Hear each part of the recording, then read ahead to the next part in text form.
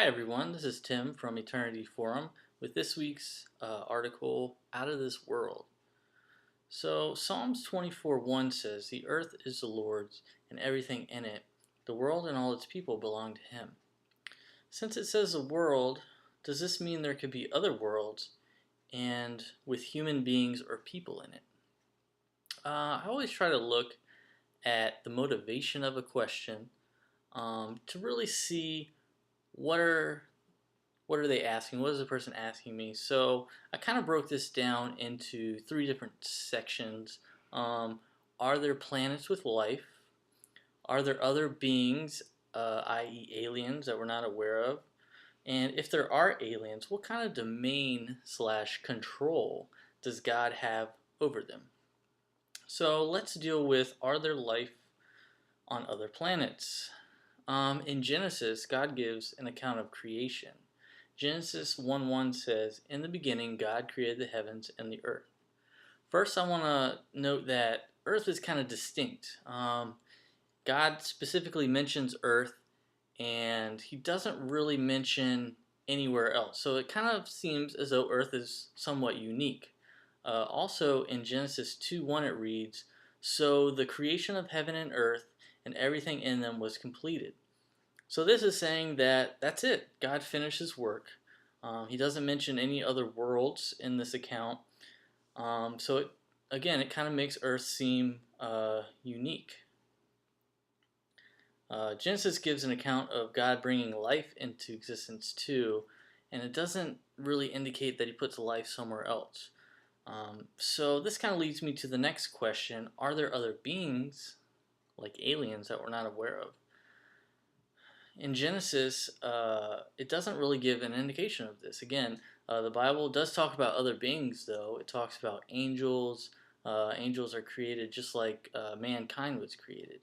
Angels aren't human, and humans aren't angels, and when we die, we won't become angels, and angels will never become human, so they're two distinct, different beings. The book of Revelation talks a lot about angels, actually. Um, Revelation 5:2, "And I saw a mighty angel proclaiming in a loud voice, 'Who is worthy to break the seal and open the scroll?'" One of the other ones is, "Then the seven angels who had the seven trumpets prepared to sound them." And that's found in Revelation 8:6.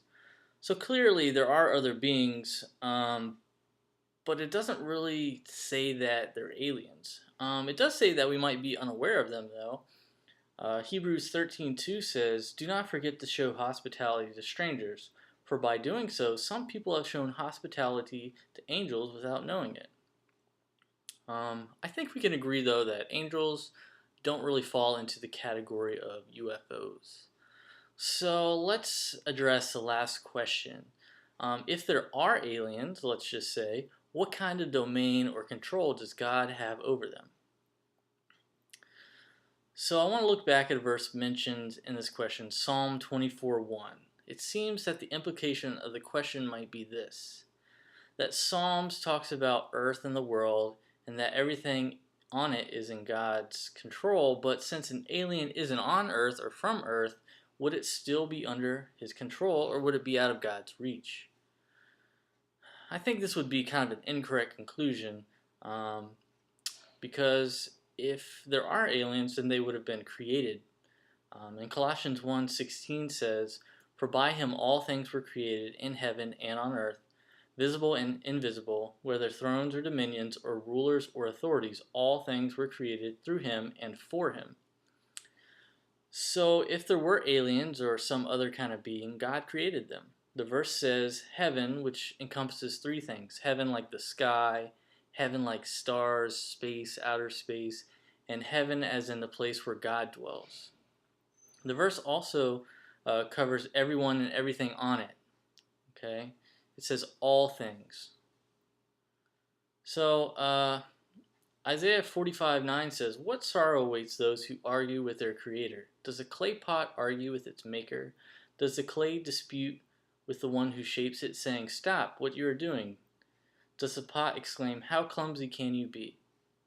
So all creations are like clay, and God is the potter. Everything must submit to him. Okay, and also this means that everyone and everything must meet God's standard. Any person who sinned does not meet God's standard. In fact, Romans 3:23 says, "For everyone has sinned, we fall short of God's glorious standard." So everyone has sinned, but there is hope though.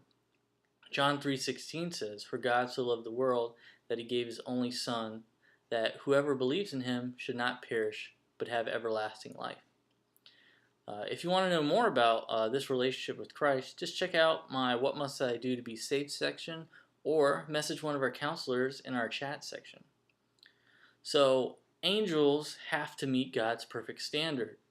The angels that sinned, along with Satan and his demons, are destined for hell. The angels who have not sinned will eternally glorify God. So, if aliens did exist, they too would have to meet this standard. They would still be under God's control. Okay, let's summarize. The Bible appears to talk about Earth as a distinct and unique place and doesn't allude to life on other planets. The Bible does not mention other beings except angels, which are not aliens. And even if there were aliens, the Bible says God created everything, and therefore he has rule and power over them. Did I answer this question fully, or is there some aspect or question you might still have? If you'd like to submit your own question, just go to my submit section and see if it makes our weekly post. All right, thanks for tuning in, and stay tuned for more from Eternity Forum.